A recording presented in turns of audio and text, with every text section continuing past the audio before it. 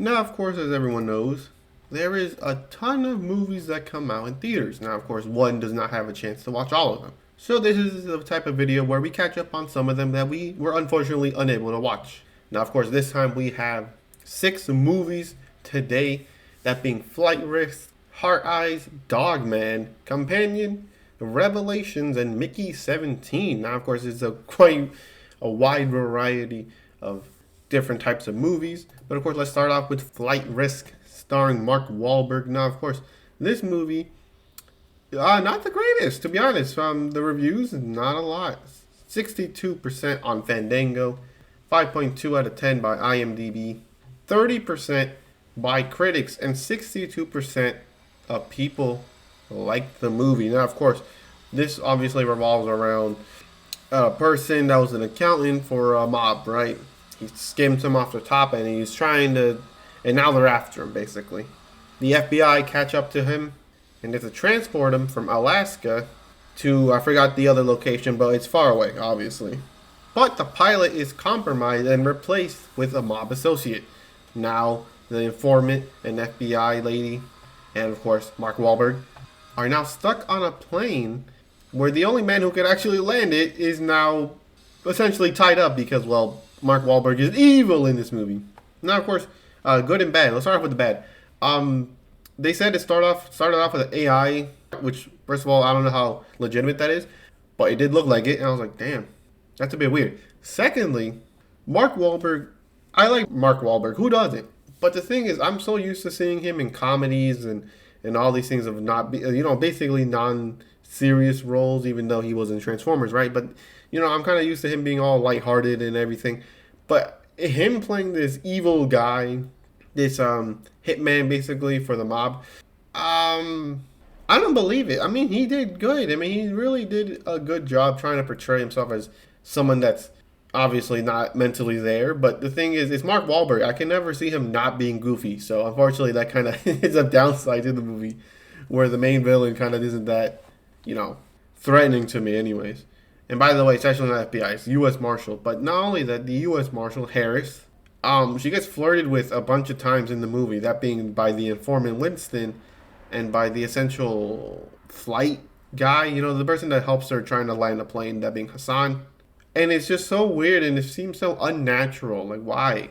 And it also seems unnecessary. I get Hassan, I guess, technically wants to make sure that Harris isn't, panicking, trying to keep it lighthearted. But the thing is, there's a better way of doing it than asking her out on a date. But, it's whatever, right? Another bad is the fact that there's another subplot, that being obviously that the director of I think the FBI or something, but one of the agencies is corrupt, right? As he was taking money from the mob, which Winston helped, pay him off, right? So obviously he knows that he's corrupt as well. He didn't know to begin with, but they later find out that, he helped, right? And obviously Harris's technical friend, that being Caroline, who puts her back on the job after she botches a mission. And there's a whole thing where who does she trust? Does she trust the person that she's known for a long time, or does she trust the higher up, that being the director, right? We never get to see them. It's just on the plane. It's just them. And I get it. I guess it adds some tension, I guess you could say. But the thing is, that's a pretty interesting plot to not show, especially because a lot of things happen off screen, or at least on the phone. I kind of wanted to see it, but I guess because it might have been a lower budget, obviously they couldn't afford it, but it seems weird. I wanted to see that plot. But now let's get to the good part. A good is that it has some pretty good comedy. More of, raunchy humor, as people would say. But it is somewhat actually pretty funny, which of course kind of does not help its case when it's trying to be a thriller. Mark Wahlberg, I'm looking at you.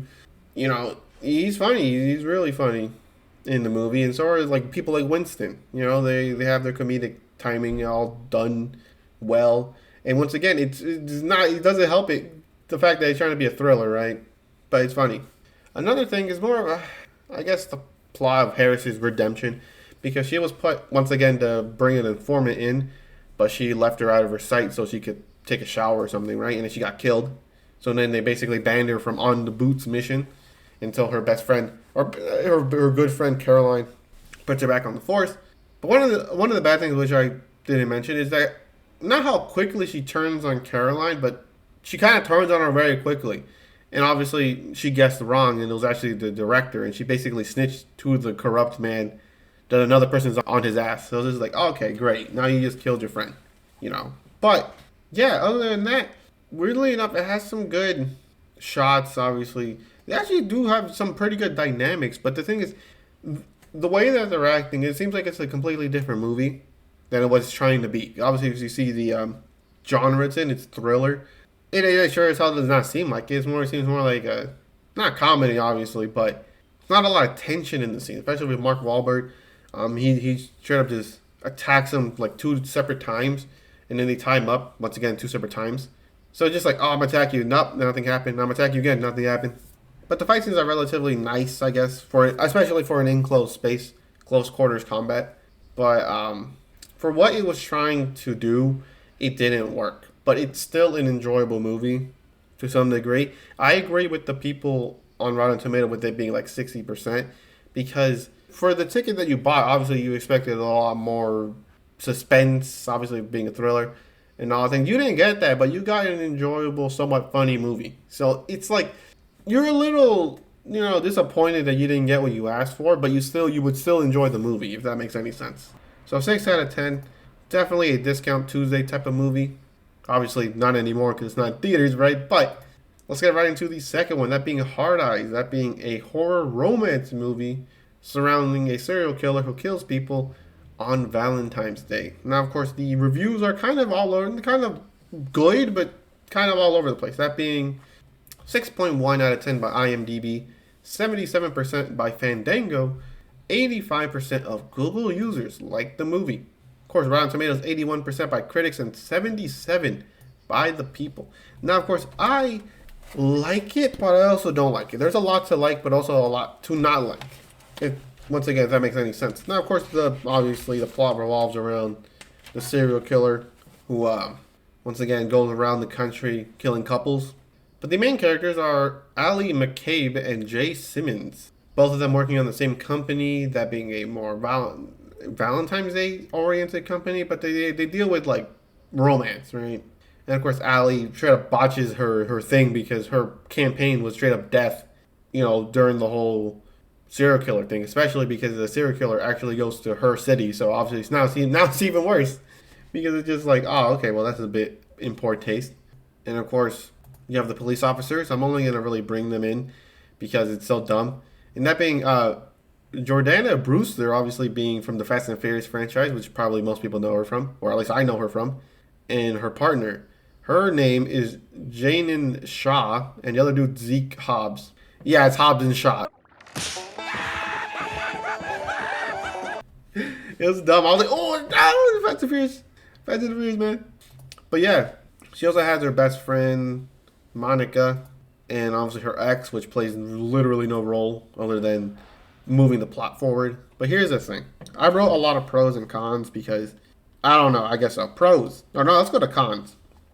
The humans are, I hate saying humans, but the dudes are too extreme, if that makes any sense. They're all like if it's a political spectrum, they're all like in the far right or far left. Like there's no in between. Either one of them is a super lovebird in Simmons, or a complete femcel in Ali. By the way, that's another con. She's a femcel. She hates dudes. Like, that's her whole thing. She hates romance. She believes romance is fake and artificially made or something like that. And it's just like, bro, lighten up, man. What is wrong with you? God damn, it was just like, oh, I can't find anyone. Yeah, I wonder why. The main character is, once again, because of her being a femcel, obviously, it's a bit annoying sometimes. You're just like, man, I hope something happens to them. Just saying. Another thing is the fact that there's some weird editing, not a lot, especially in the beginning. But you kind of look at some cuts and you're like, okay, why'd they do it? Why'd they do it like that? I mean, they didn't have to. Another thing is that I don't know if it's because I watched it during the daytime or something like that. It's too dark. I don't know what the hell happened. It's a whole discussion people are having about how newer movies in night you can't see anything. But back in the day, during the so-called nighttime, you can see everything. You think, oh, look, I can see everything. Obviously, it's nighttime, but you can see stuff. I couldn't see anything, especially during the police scene. weird thing. I'm like in all these strobing lights. Like, first of all, not only can I not see in the dark, but now when all the light is blinding me, so like, well, I can't see anything, right? But luckily, it's only like a scene, so really nothing to worry about. Another thing is that the killer is straight up a supernatural killer, because first of all, obviously spoilers for all the movies. I don't know if I told you this. The killer manhandles Jay Simmons, who is this super buff, tall, big dude, and the killer manhandles him like he's nothing. I'm sorry to say that, but I don't care how much you work out. To manhandle someone of his size is straight up unrealistic. Not to mention, this dude has hands. He can punch. This man has like, not only does he have combinations like a literal boxer, he has like Deontay Wilder's level of power. This dude hits you like once and your whole nose is broken. And it's just, what the hell? And not to mention, obviously due to the power scaling, obviously being a horror movie, the main character just walk it off half the time. They're like, oh man, I'm okay. Like, bro, you should be knocked out. You should not even be walking right now. But yeah, the killer is either sometimes the strongest guy in like the world or the weakest person and the dumbest person as well. But that makes slightly a little bit of sense later on. Not to mention, a lot of the kills are either too quick to see or off screen, which sucks because some of the ones that they show are somewhat creative. You kind of want to see how it happened. It's just like, damn, I wanted to see it. Also, weirdly enough, I put this one thing. I have no idea what this means. I put anti-homophobic. What the hell does that mean? I don't know. I guess we'll never know. But besides that, the whole plot twist of the movie, obviously, is the fact that there's multiple killers. They kill the first killer relatively easily, right? And it makes sense for the sole fact that there's three of them. One of them being obviously Shaw, another one being her boyfriend.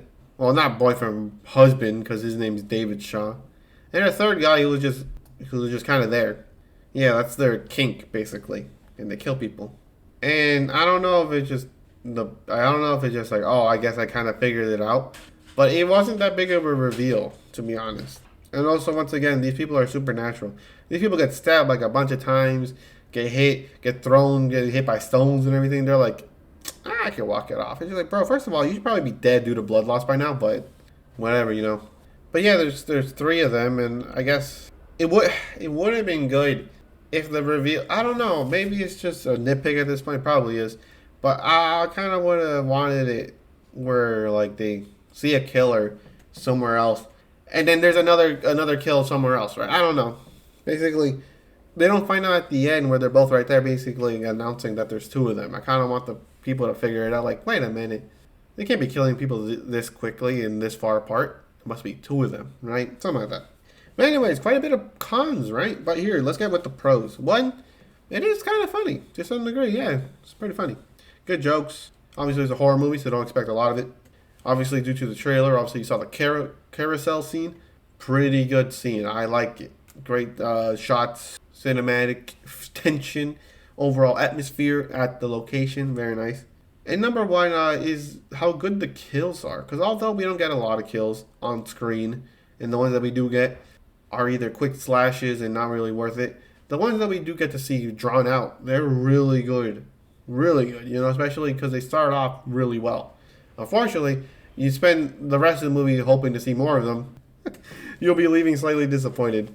Another thing is I like the goggles. I like the overall design of the killer, the mask, the hard eyes, and the fact that the hard eyes are actually night vision goggles. I really like that. Really creative in terms of design of the killer. Because it's just a regular human, so it's not like you give him anything else.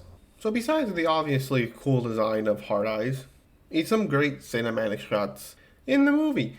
Can I name them all? Probably not, but it's just consistently in the movie. We're just like, damn, this man knows his way around a camera. But besides that, another thing I really liked is kind of like not subverting the trope, but it's still very funny, and that's because was it Abby, her name, or Allie, picks up a gun, right? Obviously, she's like, oh, she's gonna shoot him. No, she misses all her shots, which is hilarious because yeah, most people can't actually shoot a gun. And not to mention another one is the whole revealing of at least the first killer. Because you know the whole trope, especially with Scooby-Doo, they take off the mask. And they're like, oh, it's this guy. It's always someone that they know. It's funny because they took off his mask and they're all like, who the hell is this guy? I don't know him. It reminds me of the whole Justice League Unlimited version where Lex Luthor and Flash switch bodies. If nothing else, I can at least learn the Flash's secret identity. I have no idea who this is. It's hilarious. But besides that, I gave it a 6 out of 10 because I didn't like the main characters. I'll be honest. Jay Simmons, I don't know if it's just the script he was given. I don't know. But to me, it seems like he can only talk in one way, and it's this super cool masculine way, such a womanizer, something like that, right? And he really never changes tone, kind of. He's like two modes basically, which it works. Obviously, he keeps getting these somewhat big roles. Obviously, it works. But to me, I don't really like it. And then Ali's just straight up sometimes annoying. So, I don't know. It's just that the people who are in the movie the most, I don't really like. But the killer's done really well. And obviously it's horror, so you're not really there for the complex character moments and good plots. If you're there for kills and cool scenes, you will love Hard Eyes. Considering the fact that I didn't really like the main characters, I had to put it a 6 out of 10. Another pretty good Discount Tuesday movie. I mean, it could also be a good full price ticket for horror fans because it's a really good movie, especially for horror fans. But besides that, let's change it to a much more lighthearted movie, that being Dog Man, based on, of course, the children books, obviously. Where, of course, the reviews are actually kind of all over the place. That being 83 by Fandango, 6.3 out of 10 by IMDb, 77% of Google users like the movie. And of course, Rotten Tomatoes is the one that seems to like it the most.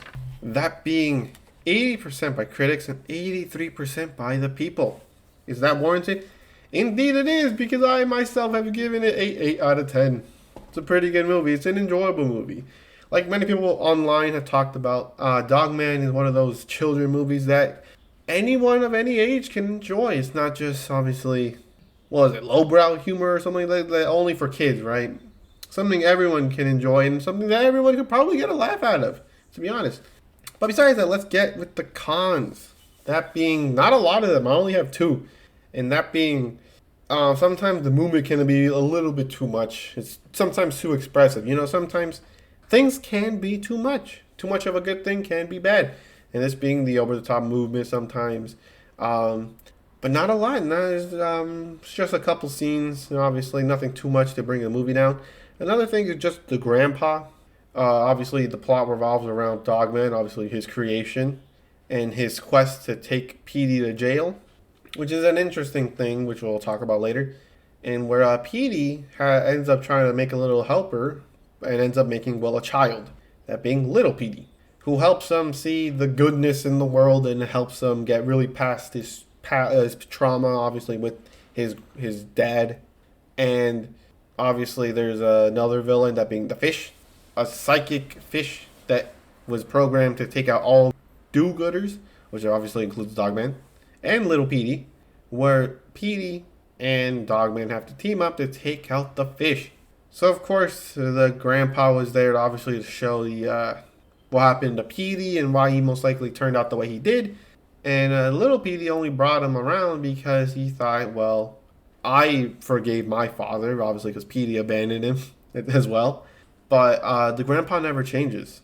He obviously, that's the whole point of his character. You're not supposed to like him. You're not supposed to like him. So obviously, that they did a really good job at that, and it really helps develop Little Petey from being this person that believes everything is good and everything can change for the better to someone that knows that there are just some things that just aren't good. There's just some people that just aren't good people. They're just bad, people. You can't change them.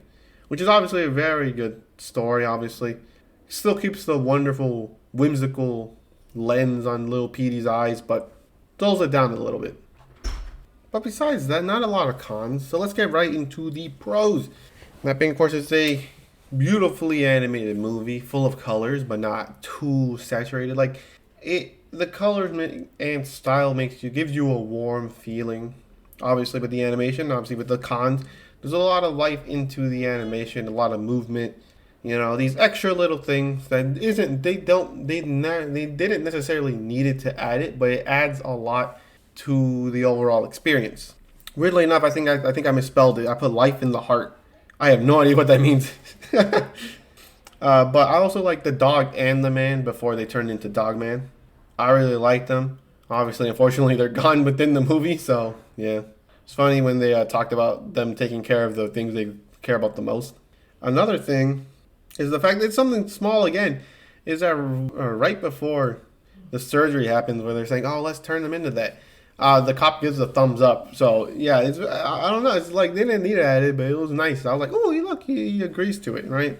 And weirdly enough, it's somewhat of a sad movie. They make it obviously after Dog Man or Dog and Man turn into Dog Man. Obviously, he goes back to his home only to realize that his girlfriend or wife, I don't know who, sold the house and left with her boyfriend, which doesn't seem that bad. Obviously, Dog Man kind of is hard to love. It makes sense, except for the fact that they talk about all the stuff Dogman did once he turned into Dogman, and how it all happened within the day. So yeah, she left him within the day and sold the house and already has a boyfriend. So yeah, that's a bit sad. Which of course was the point. That's the whole point of the scene, right? But I was like, damn, what the hell? And besides that, it's a very funny, goofy movie. Obviously, it has some slapstick, but not too much, right? It's not the whole point of the humor, right? It's cute. I love the dynamics between certain people. That obviously being with Petey and his son, little Petey, and the chief and the reporter, who obviously has romantic tension throughout the movie. I really like it. I also like the reporter and the cameraman as well. They're so dumb. I like them. I like the concept of the living spray because Flippy, the fish, the essential main bad guy that we don't find out until the end of the movie, he's dead. He's dead, which is so weird. But they're all like, oh, we have to transport him to the museum. Hopefully, no one puts him into the living gas. And I was like, living gas. The living gas can literally revive the dead and turn inanimate objects into living sentient beings. Okay, I don't know how sentient they are. They're literally like cavemen, right?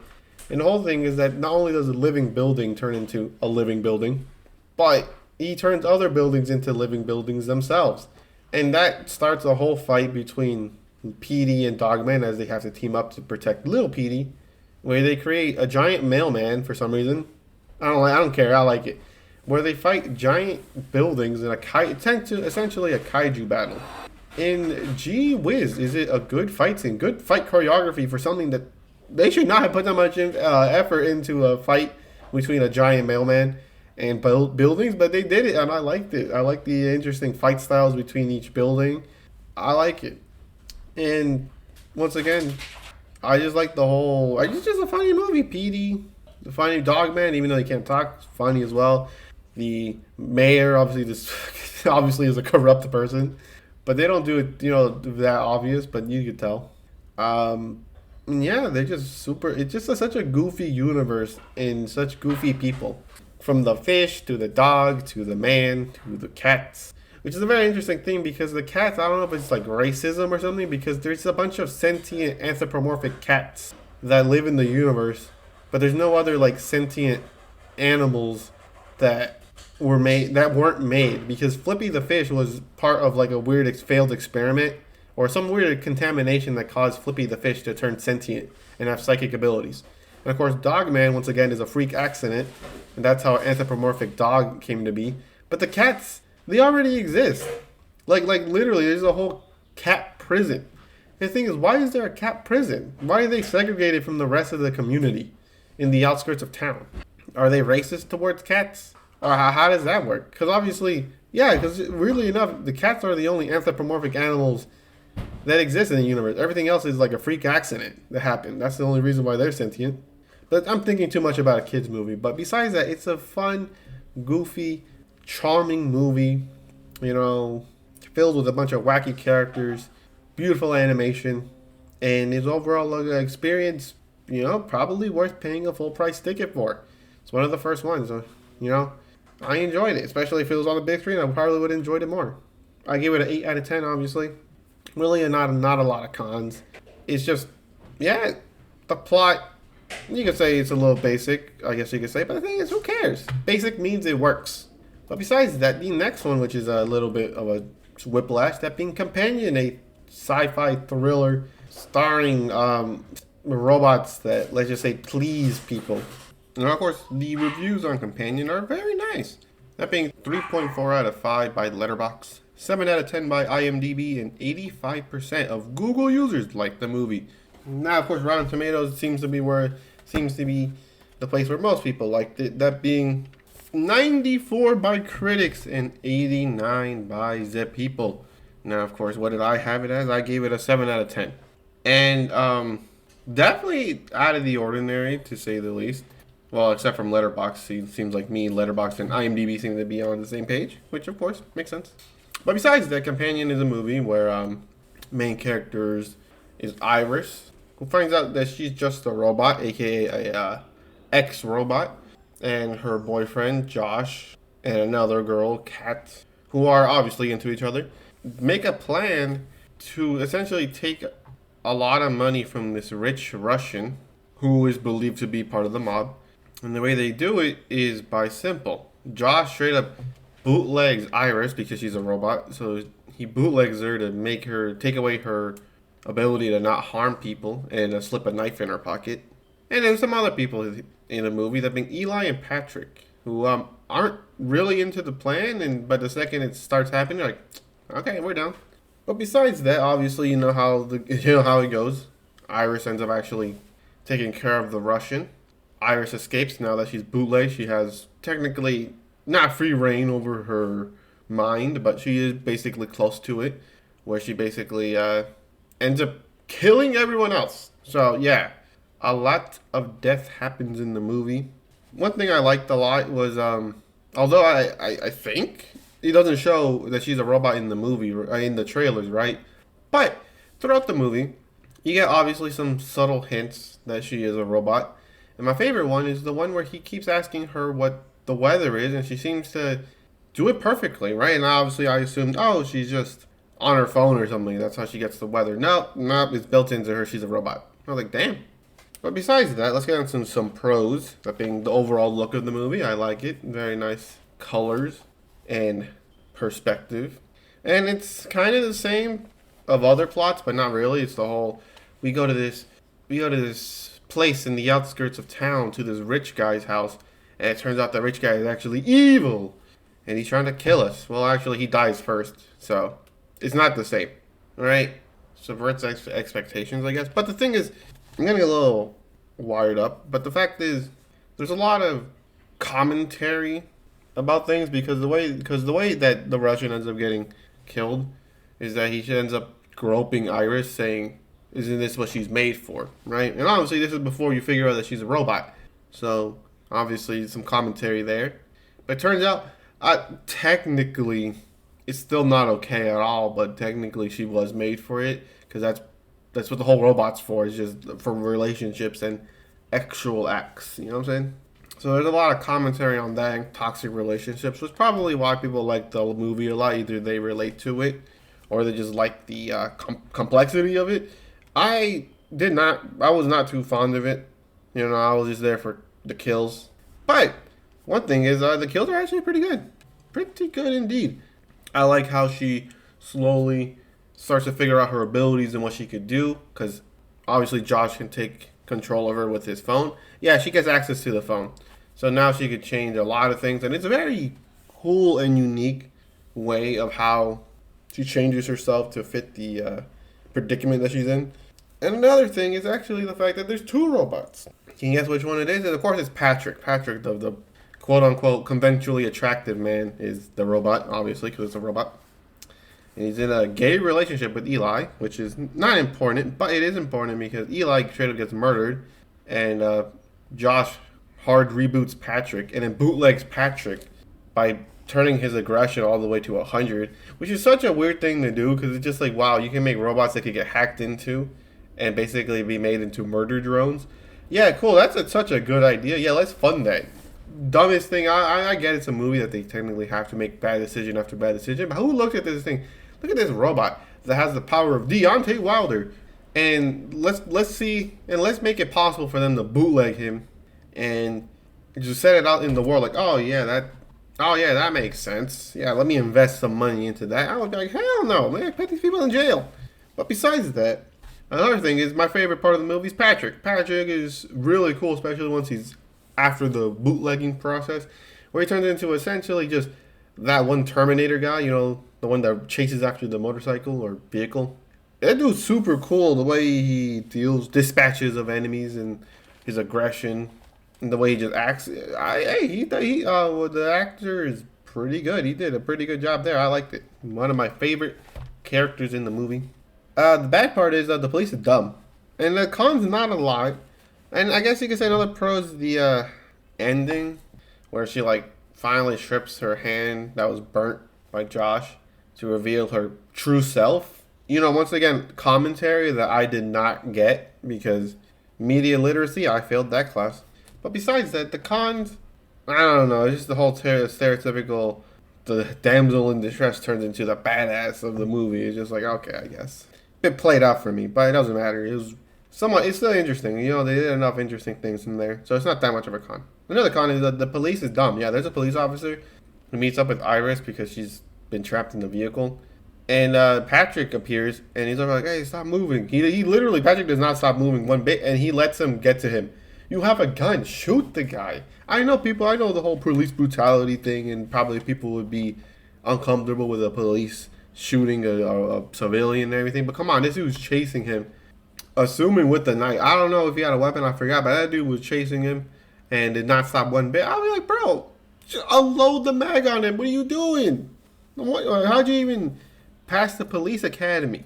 But besides that, Companion is I guess you could say, a movie commentating on toxic relationships, probably, where things get really crazy, especially the second half. Dude, it gets super crazy. It's really enjoyable, but I didn't enjoy it as much as I'm talking about it. I didn't enjoy it a lot, but I enjoyed it.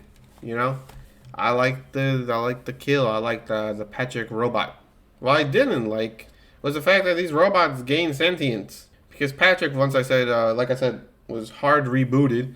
So he essentially forgot about Eli because these robots are programmed to have this undying love for their companion, obviously.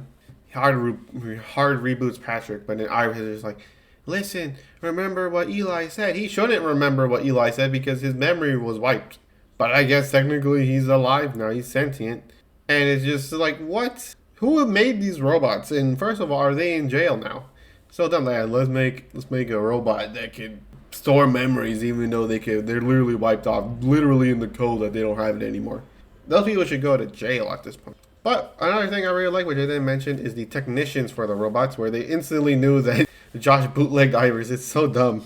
And once again, it's a little commentary about the, I guess, commentary. I don't know what's commentary and what's not, but I think it's commentary on toxic relationship. Once again, the whole thing that, oh yeah, there's a lot of them bootleg them to keep them as ex-slaves in their basement or something, or just straight up beat them up all the time, which is like that. And the thing is, yeah, those people are bad too. But the thing is, are the people who made it also bad? I know that I know that they did it just for it to be like a nice, happy relationship. But did they not think that people are just gonna only love it? Like, come on, these people are evil. These people would be in jail. But anyways, the next movie is a foreign film, that being a Korean film, Revelations. Revelations, of course, its reviews are 6 out of 10 by IMDb, 83% by Google users like the movie. Rotten Tomatoes, 67 by the critics and 65 by the people. Now, of course, Revelations follows essentially two plot points, that being the pastor Min, who he thinks he gets revelation. Who's a pastor who thinks he gets revelations from God after killing let's just say, a apist, and he gets these revelations throughout the movie that he should finish the job because he ends up surviving, right? And the second plot point is a cop who was unable to really save her sister, or at least she did, but he was let go, and the sister ended up taking her own life, and she obviously is living with the guilt. And both of them are essentially after the same guy, right? Throughout the movie, they're after the same guy. Let's go with so I already said what they had it rated as. What do I have it? I have it a 7.5 out of 10. It's a very interesting movie, but unfortunately, since this is a foreign film, and I have to watch it on subtitles, I looked away on my phone one time for like a second, and then I forgot what the hell was going on. I was like, oh, okay, well, I guess I'm going to go just guess, I guess. But let's go with the cons. Main one is throughout the movie, especially at the first half, it rains so much, and it's so weird, and it makes no sense, and I don't know, I just didn't like it. It's too much rain. And another thing is, once again, it's kind of like, I don't know if I watched it during the day, and that's why I couldn't really see some dark scenes because the glare or something. I couldn't see it. Like I don't know why I can't see it. I know it's nighttime, but I should at least still be able to see it. Another thing is it's a somewhat slow movie. You know, or at least the first half is very slow. You don't know what the hell's going on. You really starting to barely piece it together. And another thing is that it goes from super slow to super quickly, like literally within like a scene, right? And then it starts going crazy. It's like, god damn, Whiplash, god damn. Pros, of course, the pros are the overall atmosphere, the once again colors. It looks great. It's a great looking movie. Besides, of course, the rain, the colors, aesthetic themes, great cinematic shots, especially when the pastor gets his revelations. Very great, very good scenes, very well done. And there's some scenes that I like, and is that the themes, right? You know, the pastor, who obviously supposedly this man of God, right? And he would do anything for God, right? And then he starts getting these revelations from who he believes is God, which obviously ends up corrupting him because it was actually not God. And depending how you see the movie, it's either there was no religion or there is religion, but he was manipulated by the evil forces, aka the devil, right? And one great scene that shows it is when the pastor is basically told to lead a new church that is being built because his son, of the essential top guy of the church, he cheated on his wife, and he's basically sending him to do ministry work, so he's not able to lead the church. So he tells the pastor, he tells, hey, you know, you're available, you could do it. And obviously he's crying, right, obviously, because he always kind of wanted it, right? And he looks at this one little picture of, like, God, right? But the tears in his eyes start blurring the damn altar, right?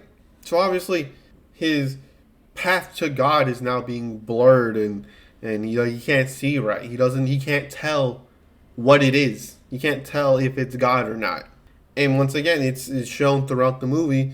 That's basically what's happening, right? Because we're going to talk about the pastor. We're talking about the pastor's plot point first, and that's because at the end of the movie, he gets caught, right? Because he goes crazy, and he ends up killing the apist because that's what he's being told to do. Because throughout the movie, once again, he gets all these things about these heavenly forces are showing him signs, right? And the nail in the coffin is that he takes the antagonist to an abandoned building where he sees some words, right?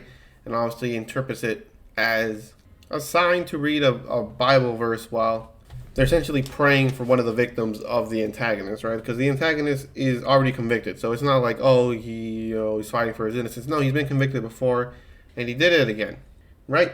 And he chooses the Bible verse, right, from what he saw in the abandoned building, which basically says that these people will be punished. The evil people who hurt God's chosen people will be punished, or in his case, killed, right?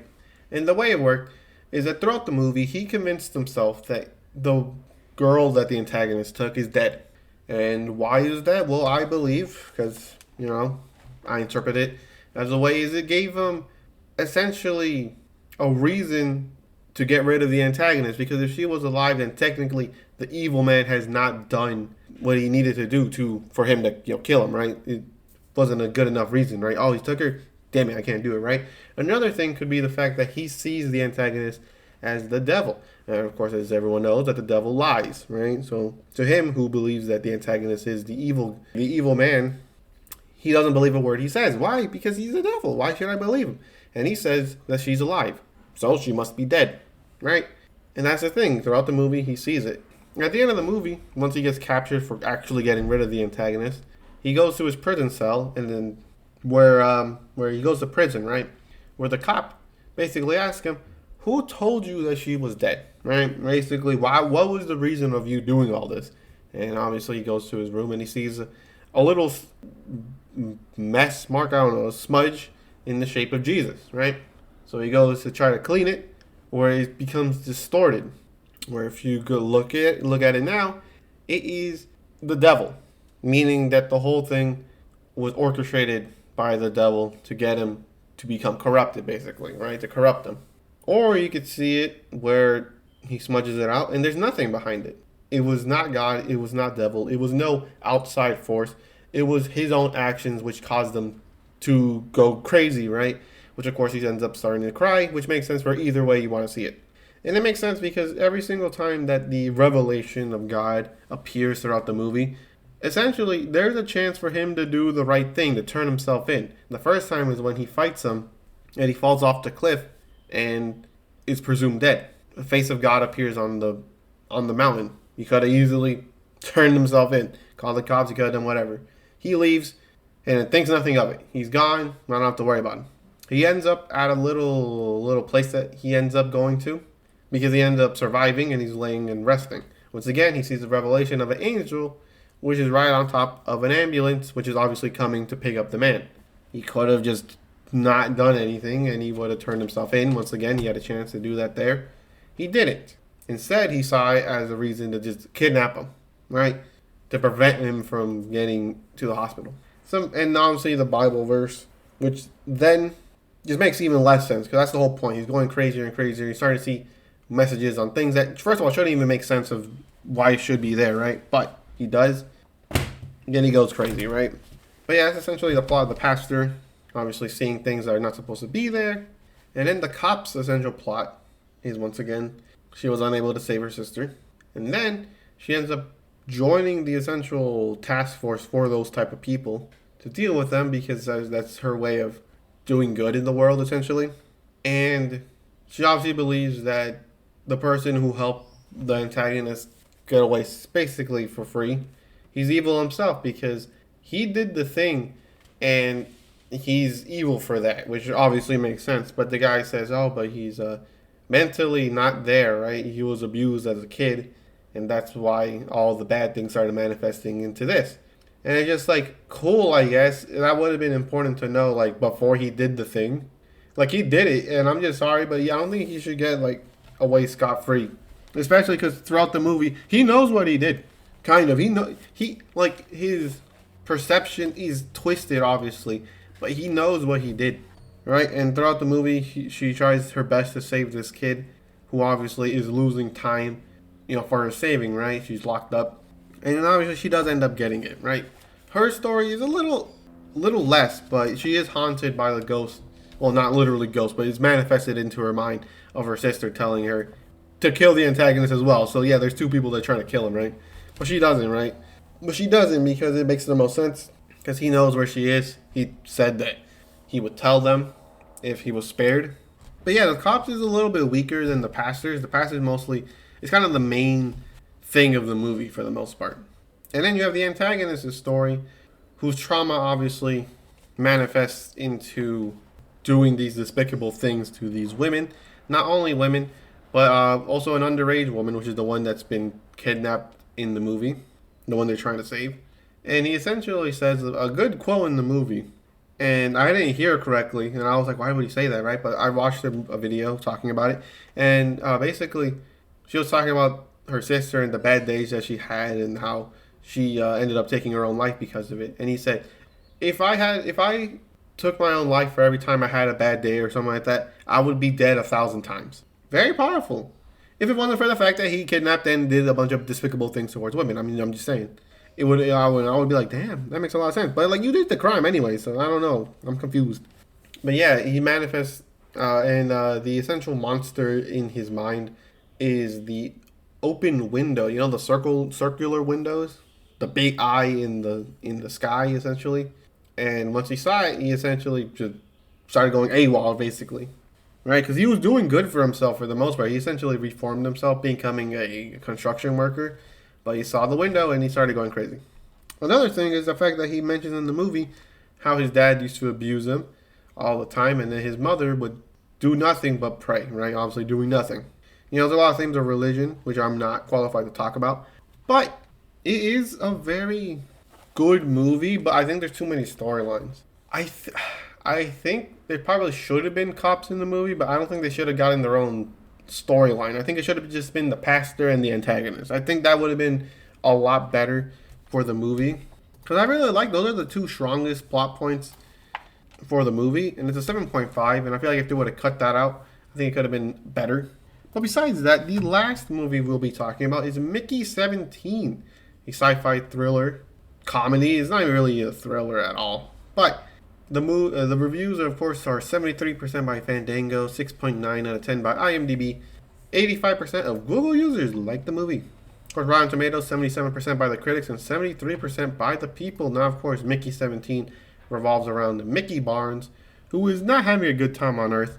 So he ends up signing up to leave Earth because obviously the essential mob on Earth wants him dead. And he signs up to be an expendable. Why? I don't know. He didn't. He said himself he didn't even read the terms and conditions. But I guess it was just his only way of actually making it off the planet. And the way the expendable program worked, it's simple. They would copy his memories, his personality, essentially every so often, so they don't have a corrupted version. Where every time Mickey dies, they make a new clone of him and send him out to the world. Now, of course, the main point of the Expendables is for the sole fact that they're just used as human shields. Is there a dangerous thing happening? You go out there yourself. And that's why it's Mickey 17, because this is the 17th version of Mickey Barnes. And of course, the whole plot revolves around the duplicate situation, that being the fact that Mickey 17 never actually died, but they presumed him dead because he was gone for so long, where they ended up making a Mickey 18. Now, of course, the cast is obviously a very good one with Robert Pattinson, Mark Ruffalo, Steven Yeun. Really good acting, especially because Robert Pattinson actually gets to stretch his acting muscles. For the sole fact that he plays two Mickeys that are completely different from each and every other Mickey.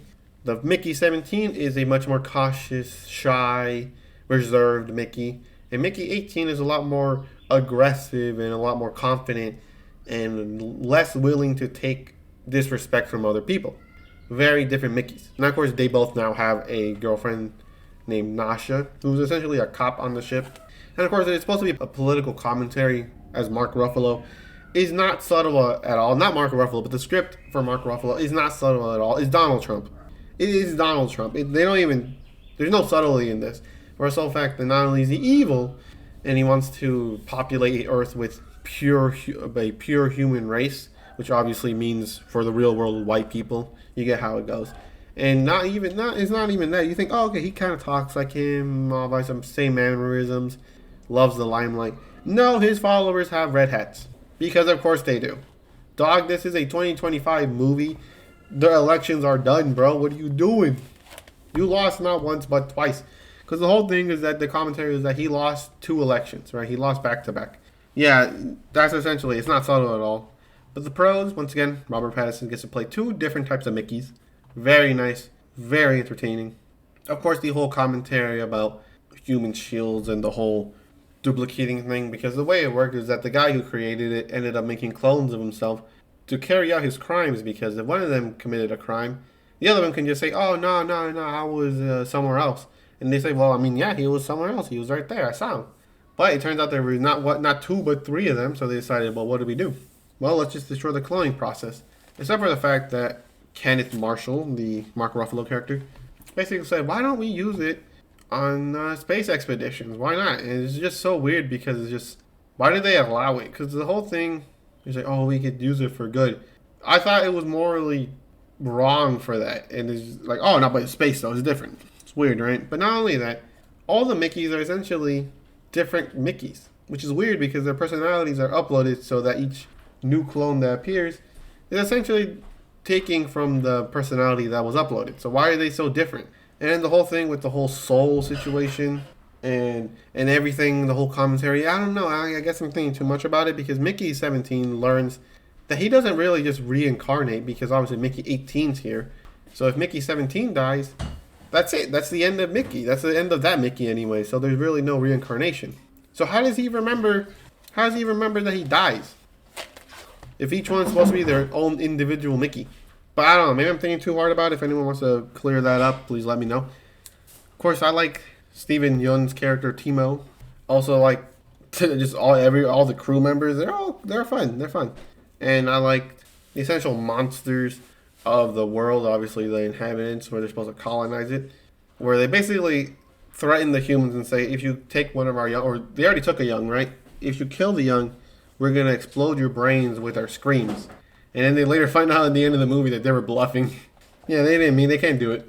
But yeah, these essential pacifist creatures, obviously, once again, commentary, political commentary, which of course, you know, it's its own thing. They're just like, are they the only animals on the planet? And if that's the case, why is that? Did every animal just coincidentally evolve into those creatures, or did a great war happen? You never know. But yeah, bad part. I hate Nasha. She's so annoying. She's so loud and angry all the time, and she's on drugs and everything. I don't like her. I do like Kai Katz. She's pretty good indeed. But yeah, it's a fun adventure film where Mickey has to essentially partake in these suicidal endeavors for the sole fact that it's not really suicidal for him because he comes back anyways. But he also technically doesn't come back because it's a whole new person that comes back and it's not the same guy continuing on, which is probably something he probably should have already known, considering the fact that they're uploading his consciousness and it's not like his consciousness is going from his body that died to a new body. It's just, I don't know. It's crazy. It's just a weird concept. But they do it well. You know, Robert Pattinson, best part of the movie, which is pretty good because he's the main character. I like Timo. But yeah, that's about it. It's a fun, goofy adventure film, sci-fi film, talking about life and souls and what happens with cloning and all that stuff, which they obviously probably did not dive enough in. But yeah, I liked it. It's a good movie. Obviously, the political commentary was on the nose and literally in your face. They might as well just cast a lookalike for the main villain at that point. Would have been less subtle than what they did. But yeah, I like it. I like the movie. Runs nicely. Has some really eerie shots at the end, anyways. But yeah, that's the Mickey 17. Not a lot to talk about. It was just expedition. He keeps dying. They don't see him as human. But the only people that don't see him as human is Kenneth Marshall and his wife. Everyone else sees him as human because they all call him Mickey. Because everyone all likes him. They're like, hey, man, that's cool. Hey, man, it's cool. Obviously, they don't really grieve for him because he's a expendable, so obviously he's back. But that's such a weird concept because it could have been better. I mean, obviously, it would always be used for evil. But, like, imagine having essentially immortality. Which is not essentially immortality either because it's not the same person. It's a new person in a new body. So, I guess the immortality is never real. And the whole concept of souls, they never really got back to us on that. Is Mickey 17 Mickey's essence and soul in that body, or is it just a flesh body piloted by nothing but programs from a computer? But besides that, that's it. That's the end of the reviews. Obviously, we did a lot of them. Is this a full price ticket? Probably not. I liked it, but I think it's a Discount Tuesday type of movie. But besides that, that's the end of the 6 movies that we have reviewed. Obviously, a lot of movies. But besides that, I hope you enjoyed these reviews, and I'll catch you on the next one.